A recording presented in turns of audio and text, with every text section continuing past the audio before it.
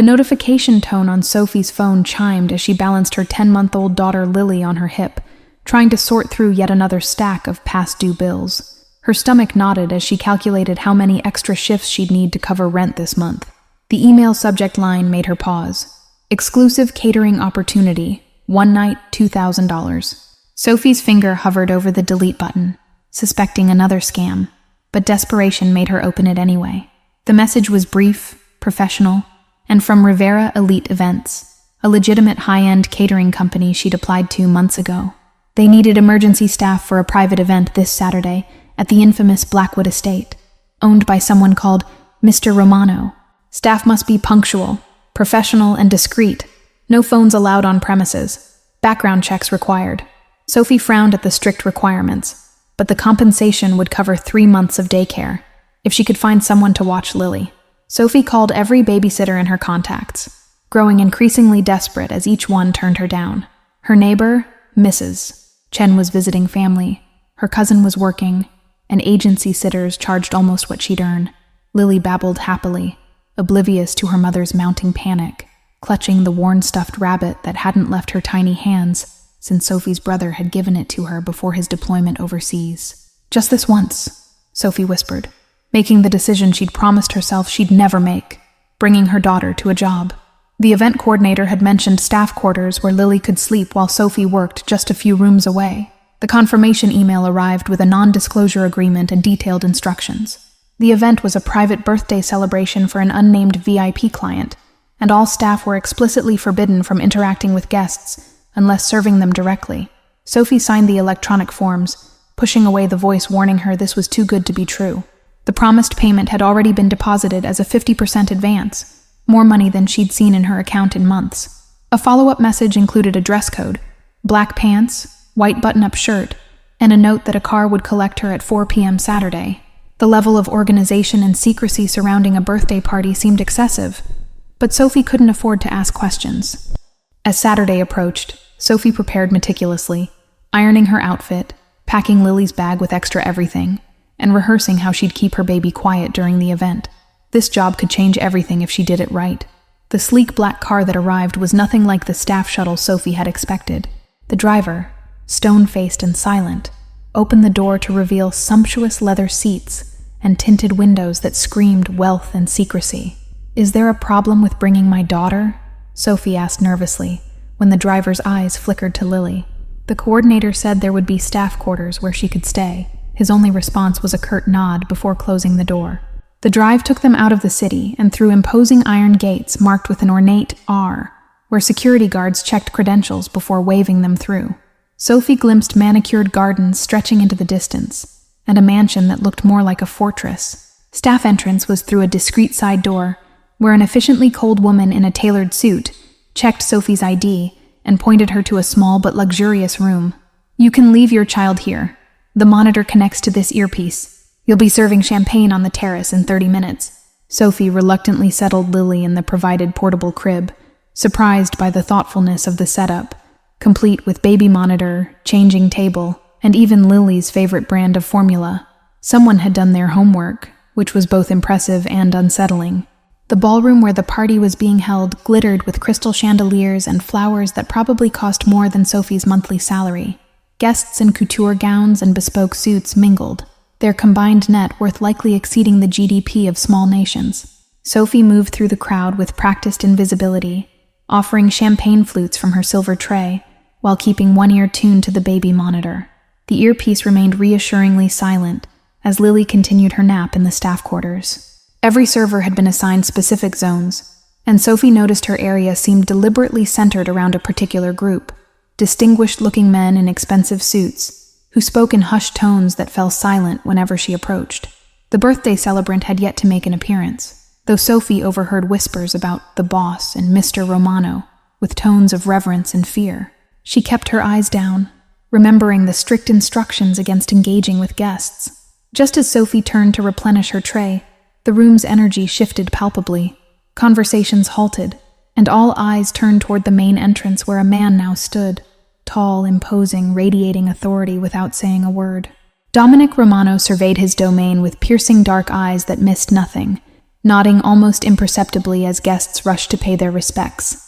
When those eyes locked with Sophie's across the crowded room, a jolt of recognition hit her with physical force. At that exact moment, the baby monitor in Sophie's ear erupted with Lily's frightened wails. The champagne flutes on her tray rattled as dizziness washed over her, the room spinning wildly as she fought to stay conscious, and failed. Sophie's consciousness returned slowly, sensations filtering in one by one, silk sheets beneath her fingertips, the scent of expensive cologne, and sunlight streaming through unfamiliar windows. This wasn't her cramped apartment with its secondhand furniture and perpetually dripping faucet. Memory flooded back in disjointed flashes, champagne flutes, glittering chandeliers, a pair of dark eyes that seemed to see right through her. She bolted upright, heart hammering against her ribs as one thought eclipsed all others. Lily. "My baby," Sophie gasped, throwing back the covers of the enormous four-poster bed. Her server's uniform had been replaced with a silk nightgown she'd never seen before, raising alarming questions about who had changed her clothes while she was unconscious. The bedroom door swung open before she could reach it, revealing a stern-faced woman in a maid's uniform. "Mr. Romano requests your presence in the main parlor," she stated flatly, as if Sophie's panic was an inconvenience rather than a mother's terror. "Where is my daughter?" Sophie demanded, her voice rising with desperation. "I'm not going anywhere until I see Lily." The maid's expression didn't change as she gestured toward the door with cold efficiency. Sophie pushed past her, barefoot and frantic, following the sound of a familiar laugh that echoed down the hallway. The giggles led her to an open doorway that revealed a sunlit room filled with more toys than a department store. In the center sat Lily, happily stacking colorful blocks under the watchful eye of a man whose presence commanded the room, even while seated on the floor, in what was clearly a bespoke suit. Dominic Romano looked up, his expression unreadable, as his eyes locked with Sophie's. "Mine now," he said quietly, placing a protective hand on Lily's back. The simple phrase carried the weight of an irrevocable decision, rather than the opening of a negotiation. Sophie's legs nearly buckled beneath her, as rage and terror warred for dominance. "You can't just take someone's child," she whispered, voice shaking with the effort of controlling her volume to avoid frightening Lily. "I already have," he replied, his tone conversational as he helped Lily balance another block on her tower. "And legally, at that. The paperwork giving me temporary guardianship was among those you signed yesterday." Sophie's mind raced through the documents she'd hastily approved, remembering fine print she'd skimmed in her desperation for the advance payment. "That's not possible," she insisted, though doubt gnawed at her certainty. "You'll find I rarely deal in impossibilities, Ms. Collins," Romano said, rising smoothly to his feet without disturbing Lily's construction. "Only inevitabilities." The marble floor felt cold beneath Sophie's bare feet as she stood frozen in the doorway, calculating her options. The distance to Lily, the likelihood of reaching her before Romano could react, the unknown number of staff members who might intercept them before they reached an exit. "Your confusion is understandable," Romano continued, moving to a sideboard where he poured himself a glass of amber liquid. "Perhaps reviewing our connection will clarify matters." He gestured to a leather portfolio on a nearby table, which Sophie cautiously approached and opened. Inside were photographs, dozens of them, showing her brother Michael in military uniform standing beside Romano, both younger, both smiling with the easy camaraderie of men who trusted each other with their lives.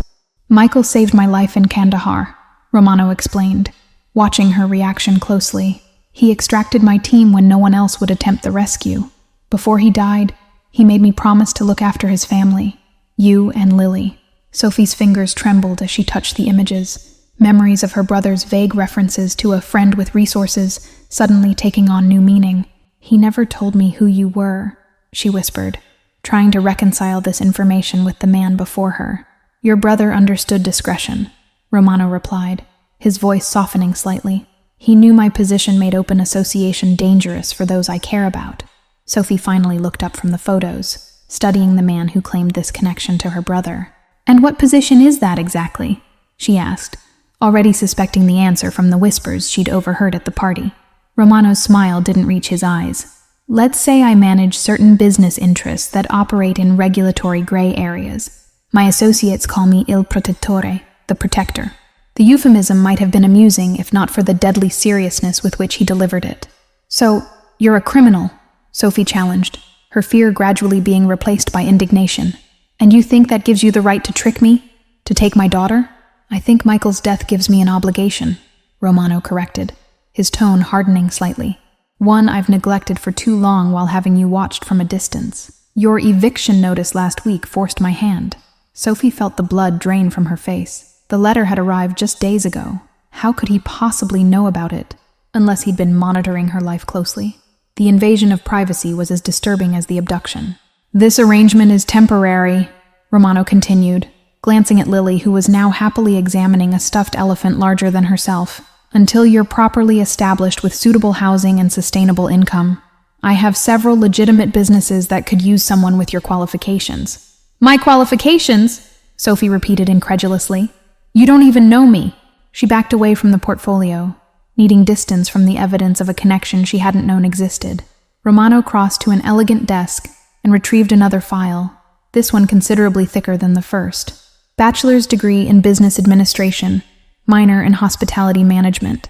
Exceptional references from your internship at the Harrington Hotel before Lily's birth forced you to leave." He flipped a page with disturbing familiarity. "Your student loans total $87,000. You've been working 3 part-time jobs since Michael's death covered his share of your mother's hospice care." The clinical recitation of her life's struggles hit Sophie like physical blows.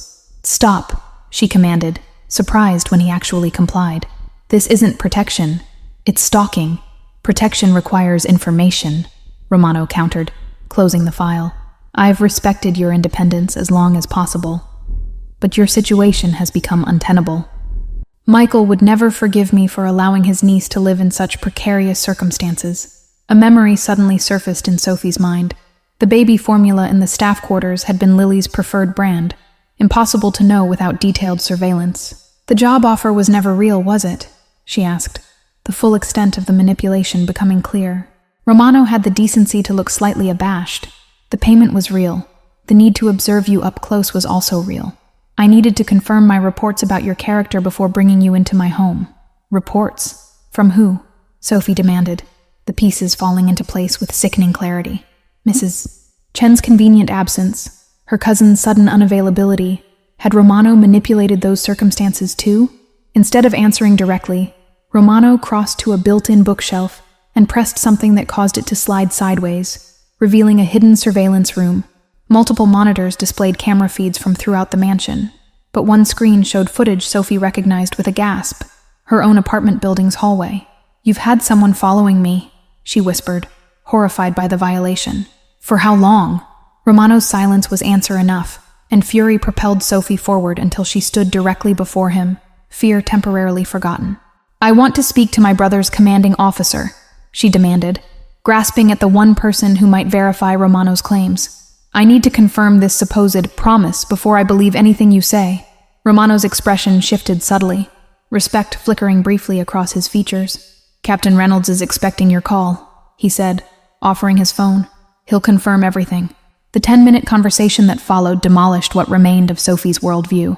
Captain Reynolds spoke with clear admiration of both Michael and Romano, confirming they'd served together in a classified special operations unit before Romano returned to family obligations in the States. "Your brother made Dominic swear on his life to protect you both if anything happened to him," Reynolds explained, his voice crackling over the secure line. "He's a man of his word, Sophie. You can trust him with your life. Michael certainly did." As Sophie ended the call, she felt the weight of her brother's final decision settling over her. Michael had entrusted her safety to this man, believing it was the right choice. But could a promise made in a war zone justify what Romano had done? 3 days passed in luxurious captivity, with Sophie mapping the mansion's routines while pretending to accept her situation. The estate operated like clockwork, guard rotations at midnight and noon, delivery trucks on Tuesdays and Fridays, staff meetings every morning at 8. Romano had been unexpectedly absent, called away on urgent business the morning after their confrontation. This temporary reprieve gave Sophie the space to plan, watching and waiting for the perfect opportunity while spending her days with Lily in the lavish nursery. The security system was sophisticated but not infallible. Sophie had noticed the east garden door remained unlocked for exactly 7 minutes during the gardener's morning routine. A brief window, but potentially enough for someone determined to slip away undetected. Sophie befriended Elena, a young housekeeper who seemed less intimidated by Romano than the other staff. Through careful conversations, she learned that Elena's brother worked as a taxi driver who sometimes picked up staff from the mansion's service entrance. He could take you into the city for a reasonable fee, Elena had offered innocently, unaware of Sophie's true intentions, if you ever need to run errands while Mr. Romano is away. Sophie memorized the phone number Elena provided, waiting until Wednesday night, when security would be focused on the weekly wine delivery. The mansion's landline in the library would be her only chance to make the call without surveillance. At precisely 10:43 p.m., she slipped from her bedroom with Lily bundled against her chest, a small bag of essentials hidden under the baby's blanket. The hallway stretched empty before her, dimmed lights casting long shadows across the marble floor. The library door creaked slightly as Sophie eased it open, heart hammering so loudly she feared it would wake Lily. 3 quick strides brought her to the antique desk where the phone sat like a beacon of freedom. Elena's brother answered on the second ring, confirming he could meet her at the service gate in 20 minutes. Sophie replaced the receiver with trembling fingers, turning to find the library no longer empty. Going somewhere? Romano's security chief Marco stood in the doorway, arms crossed over his chest. His expression revealed nothing, but the phone in his hand suggested he'd already alerted his employer. Just looking for a book to help Lily sleep, Sophie lied, clutching her daughter closer. She's been fussy tonight. The practiced excuse sounded hollow even to her own ears, as Marco's impassive gaze dropped to the bag partially visible beneath Lily's blanket. Your loyalty to Elena is misplaced, Romano said hours later, after Marco had escorted Sophie back to her suite. He sat across from her in the sitting room adjoining her bedroom, where Lily now slept peacefully, unaware of her mother's failed escape attempt. Dawn was breaking outside the windows, painting the sky in watercolor streaks of pink and gold that belied the tension filling the room. Romano looked exhausted, his usual immaculate appearance slightly rumpled, as though he'd traveled through the night to return after receiving Marco's call. She was following my instructions, he continued, watching Sophie's expression shift from defiance to confusion. Testing your resourcefulness, your determination to protect your daughter at any cost. Sophie's anger flared hot and immediate. You set me up? Made me think I had a chance to escape just to see what I would do? The cruelty of such manipulation seemed excessive even for a man who had orchestrated her abduction. Romano leaned forward, elbows on his knees, hands clasped before him. I needed to be certain of your character before making my final offer. His voice had lost its usual commanding edge, replaced by something that sounded almost like vulnerability. I don't want any more of your offers, Sophie spat, wrapping her arms around herself as though the gesture could provide protection from whatever was coming next. I just want to leave with my daughter. Romano nodded as though he'd expected nothing less. What if leaving with Lily included a new identity, a house in any city of your choosing, a trust fund for her education, and enough money to ensure you never need work again unless you choose to? Sophie's retort died on her lips, suspicion replacing anger. Why would you do that? She asked, eyes narrowing. What could possibly be worth that level of generosity to someone you barely know? Because you're exactly the person Michael described, Romano replied, reaching into his jacket to withdraw a folded letter that showed signs of frequent handling. The letter he left in case of his death describes you as fiercely protective, stubbornly independent, and incapable of being bought. He placed the letter on the table between them, Michael's familiar handwriting visible even from where Sophie sat. Read it, Romano encouraged, sliding it toward her. Then you'll understand why I need someone exactly like you. Sophie hesitantly took the letter, her brother's words blurring through unshed tears as she read his final message, his love for her and Lily, his trust in Romano, and most surprisingly, his hope that she might someday help his friend find what he called a life beyond the family business. I don't understand, Sophie said, looking up from the letter in confusion. What does this have to do with your proposition? Romano pinched the bridge of his nose, revealing a momentary glimpse of the weight he carried. There are rumors of an impending RICO investigation targeting our entire operation, which means federal protection for anyone willing to testify against me. In my world, leaving my son without clear protection is tantamount to signing his death warrant, Romano continued, his voice dropping to barely above a whisper.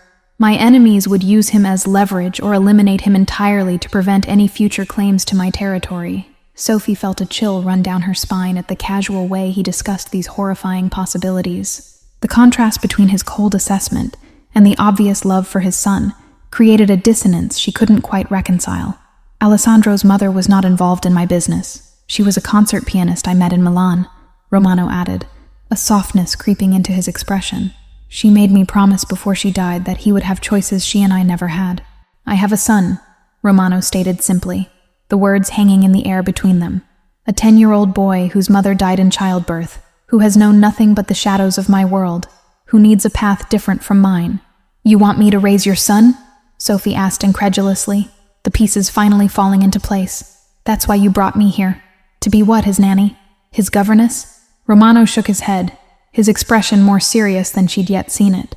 I want you to be his guardian if anything happens to me, which is increasingly likely given certain recent business developments. He stood and crossed to the window, silhouetted against the brightening sky. The FBI has an informant in my organization. My rivals sense weakness. My lieutenants grow restless. I need to know Alessandro will be protected by someone who can't be bought or intimidated. Sophie struggled to process this unexpected revelation, the magnitude of what he was asking. You don't even know if I'm good with older children. Lily is still a baby. It's completely different. I've watched you with my staff's children during the garden party yesterday, Romano countered. You connected with each of them instantly, even the troubled 12-year-old who hasn't spoken to an adult in months. The memory of the sullen boy who had gradually opened up to her during the afternoon flashed through Sophie's mind. She hadn't realized Romano had been observing their interaction from his study window. Alessandro needs someone who sees him as a child first, not the heir to an empire, Romano continued, his voice softening. Someone who will guide him toward a legitimate future, rather than the path I inherited. There's a compound in Vermont, Romano explained, pulling up blueprints on the tablet. Remote, self-sufficient, with security systems that would rival most military installations, yet appearing to neighbors as nothing more extraordinary than a private estate. The property featured sprawling grounds, a lake, and facilities that would allow Alessandro to pursue any interest. Music studios, athletic fields, workshops, and a library that made Sophie's heart skip a beat. It was a gilded cage, but a cage nonetheless. I've established shell corporations and trust funds that can never be traced back to me, he continued, scrolling through documents that represented years of careful planning. Your background in business administration would be essential for managing these assets. Sophie's mind raced with possibilities she'd never considered, raising 2 children in luxury and safety, but always looking over her shoulder, always wondering when the past might catch up to them. Was this truly better than the struggle she knew? You should know there's a time limit to consider, Romano added, his tone regaining its businesslike edge. My sources tell me the FBI plans to move within 6 weeks, which means our window for establishing Alessandro's new guardian situation, with or without you, closes rapidly. He returned to his seat, retrieving a tablet from the side table and sliding it toward Sophie. On the screen was a photo of a solemn-faced boy with his father's eyes, but a gentleness to his features that Romano's lacked. He's currently at a boarding school in Switzerland under an assumed name for his protection, Romano explained. He comes home only 3 times a year, and each time I see him pulling further away from me, becoming more isolated. Sophie touched the screen gently, something in the boy's expression tugging at her heart. If I agree to this arrangement, I'd want complete authority over his upbringing, she said, surprising herself with the condition.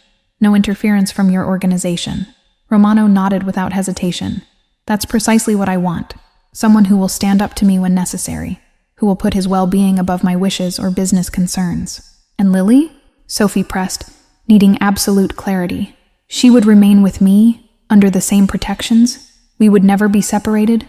You and Lily would be family, Romano stated with finality, protected as such by all the resources at my disposal, with or without my continued existence. Sophie took a deep breath, weighing the impossible choice before her. I need to meet Alessandro first, she said finally, before I make any decisions. I need to know if he and I could form a genuine connection. Already arranged, Romano replied, checking his watch. The helicopter leaves in an hour.